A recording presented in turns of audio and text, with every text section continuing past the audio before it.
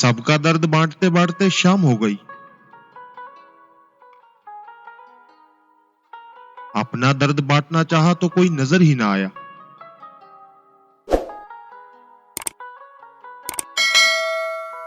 ज्यादा गौर करने पर मतलबी चेहरे दिखाई देते हैं।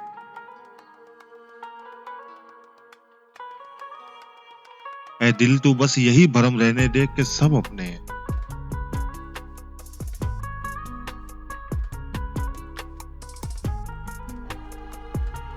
लोगों के बदल जाने पर हैरान ना हो।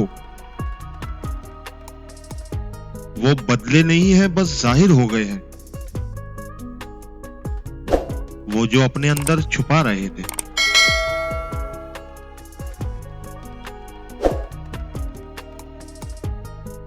वक्त एक दिन पलटी खा ही जाता है।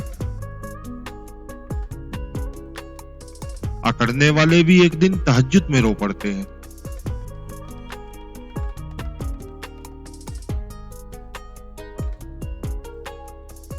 गैरों का सख्त लेजा कानों को बुरा लगता है,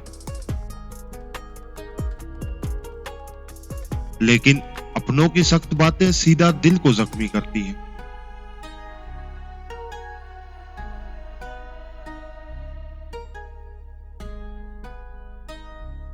हमने कुछ इसलिए भी अपने जख्मों की नुमाइश ना की, क्योंकि हमें ये मान था कि हमारे अपने हमारी आंखें पढ़ लेंगे।